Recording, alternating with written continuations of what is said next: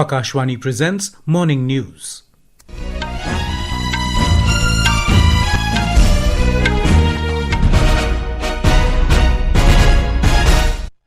Good morning, I'm Sunil Verma. The headlines. India and Canada agree to strengthen cooperation in national security, law enforcement and cybersecurity.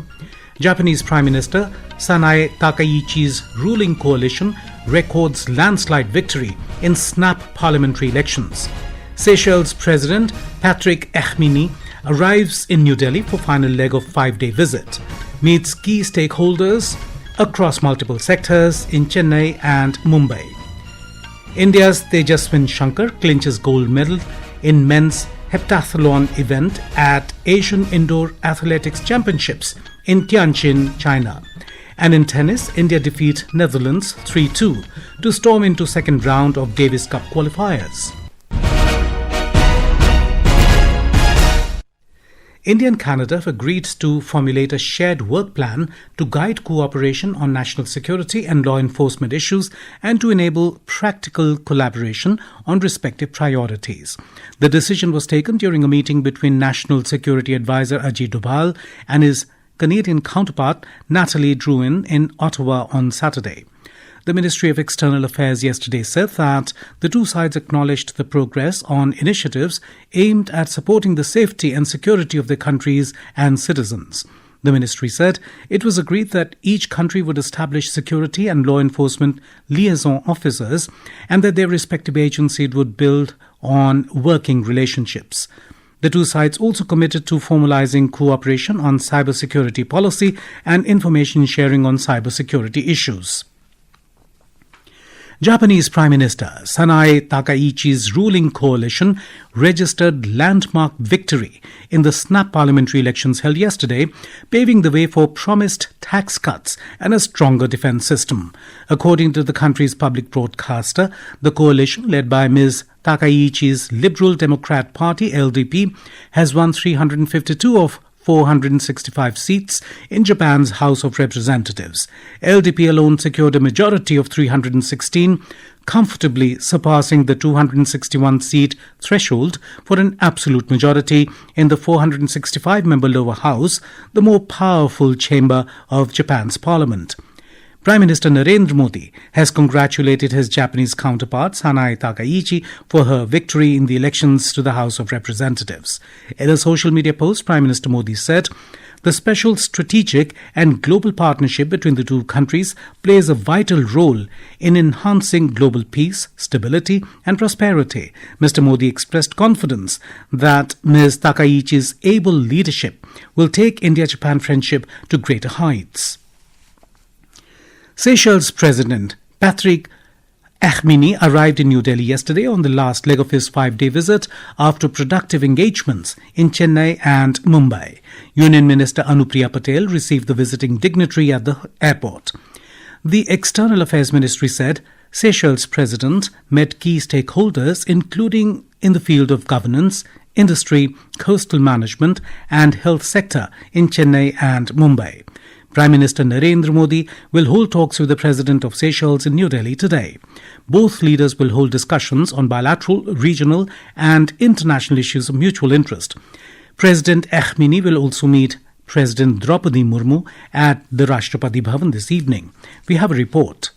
Seychelles is a key maritime neighbor for India in the Indian Ocean region. It holds a special place in India's Vision Mahasagar, mutual and holistic advancement for security and growth across regions, and the commitment to the global south. The visit of President of Seychelles coincides with the 50th anniversary of the establishment of diplomatic ties between India and Seychelles. The visit of President of Seychelles will lend further momentum to wide-ranging cooperation and robust people-to-people ties between the two countries.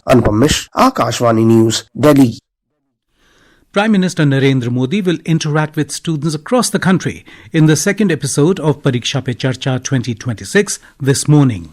The program is scheduled to be broadcast at 10 a.m. across multiple platforms including Akashvani. With board exams around the corner, the interaction will focus on addressing exam stress, preparation strategies, time management and helping students approach tests with confidence. The Prime Minister, in a social media post, said that this episode will feature exam warriors from Coimbatore in Tamil Nadu, Raipur in Chhattisgarh, Dev Mogra in Gujarat, and Guwahati in Assam. Our correspondent has the details. In this session, the Prime Minister will share practical advice on handling board examinations, building confidence, staying positive, and overcoming common challenges such as anxiety and pressure. The first episode of the 9th edition of Pariksha Pe Charcha was aired on 6th of this month, during which Prime Minister Modi answered questions and interacted warmly with participants. Conceptualized by the Prime Minister, the popular annual program has evolved into a nationwide Jan Andolan, witnessing participation of more than 4.5 crore students, teachers and parents. In alignment with the National Education Policy 2020, the initiative aims at reshaping the examination experience of students by fostering confidence, positivity and holistic well-being, celebrating the exam season as an utsav. The second episode will be telecast on Prime Minister Narendra Modi's YouTube channel, Doordarshan and the Ministry of Education social media platforms. The program will also be live on Waves OTT, Priya Mandal, Akashvani News, Delhi. Secretary South Dr. Neena Malhotra co-chaired the 14th India-Egypt Foreign Office consultation along with Assistant Foreign Minister at Cairo, Egypt. The Ministry of External Affairs said that during the meeting, both sides reviewed the entire gamut of bilateral strategic partnership and discussed possible cooperation to take the partnership forward. They also exchanged views on regional and international issues of mutual interest. Chemicals and Allied Products Export Promotion Council, CAPEXOL, has hailed the interim trade agreement between India and the United States. Talking to Akashvani News, CAPEXOL's glass panel chairman, Pradeep Kheruka, said, India has a large export market for perfume bottles in the United States, and the reduction in tariffs will provide a boost to the sector. Mr. Kheruka added that India now faces lower tariffs compared to other countries, which will help increase exports across other trade sectors as well. हमारे प्रधानमंत्री Narendra Modi This deal has happened due to the hard work of our Prime Minister Narendra Modi and President Donald Trump, and I am fully confident that it will be very good for our country. Today there is significant production of perfume bottles in India, and there is a large export market to America which had stopped previously due to some trade barriers. Now it is expected that it will resume with great vigor. उम्मीद है कि बहुत जोर शोर से वापस शुरू हो जाएगा.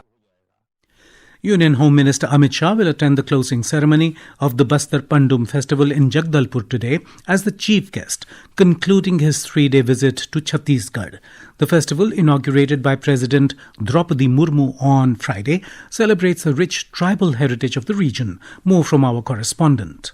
The Bastar Pandum festival, currently underway at Jagdalpur, the headquarters of Bastar division in Chhattisgarh, has emerged as an important platform for showcasing tribal art and culture. Under Bastar Pandum, divisional level competitions are being organized over 3 days, in which more than 700 artists from 84 teams representing various districts of Bastar division are presenting their performances. During the festival, displays are being held in 12 different categories, including tribal dance, theatre, musical instruments and traditional cuisine, along with painting, handicrafts and jewelry art. Bastar Pandum has become a grand confluence of folk culture. Apart from Bastar division, folk artists from other states such as Madhya Pradesh, Andhra Pradesh, Telangana and Karnataka have also captivated audiences with their performance. Vikalp Shukla, Akashvani News, Raipur.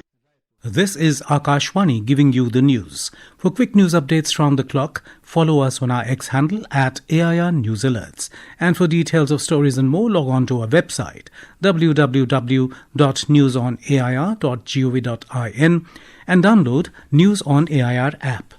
The Lok Sabha and Rajya Sabha are scheduled to take up discussions on the Union Budget 2026-27 today. Finance Minister Nirmala Sitaraman had presented the Union Budget in Parliament on the 1st of this month. The first phase of the budget session commenced on the 28th of January and will continue till the 13th of this month. The second phase will take place from the 9th of March to the 2nd of April. The budget session of the Uttar Pradesh legislature will begin today with Governor Anandiben Patel's address to the joint session of both houses. Finance Minister Suresh Khanna will present the state budget for the financial year 2026-27 in the State Assembly on Wednesday. The session is proposed to continue till 20th of this month. The Election Commission has clarified that the Permanent Resident Certificate is one of the admissible eligibility documents under the ongoing Special Intensive Revision SIR of electoral rolls in West Bengal. In a letter to the West Bengal Chief Electoral Officer (CEO), the Commission directed that Electoral Registration Officers (EROs) and Assistant Electoral Registration Officers (AEROs) shall accept only those permanent resident certificates that are issued by designated authorities in accordance with guidelines strictly notified by the state government. The Rashtriya Swayam Sevak Sangh's two-day lecture series, as part of its centenary year celebrations, marking 100 years since the organization's founding, concluded in Mumbai yesterday. RSS Chief Mohan Bhagwat yesterday said, a uniform civil code UCC should be framed through broad consensus and must not create social divisions. India wrapped up its campaign at Asian Indoor Athletics Championships at Tianjin in China, finishing with 5 medals and securing 6th place in the overall medal standings. Tejaswin Shankar delivered the standout performance for India by winning the men's Heptathlon event to clinch the country's only gold medal at the championships yesterday. In tennis, India stormed into the second round of Davis Cup Qualifiers with a historic 3-2 win over world number 6 Netherlands in Bengaluru yesterday. Dakshin Eshwar Suresh delivered a heroic performance, winning both his singles matches and teaming up with Yuki Bhamri to claim the doubles. In the deciding rubber, Suresh beat Guy de Auden 6-4-7-6 to seal victory, earning a celebration reminiscent of Leander Pace's heroics in 2004.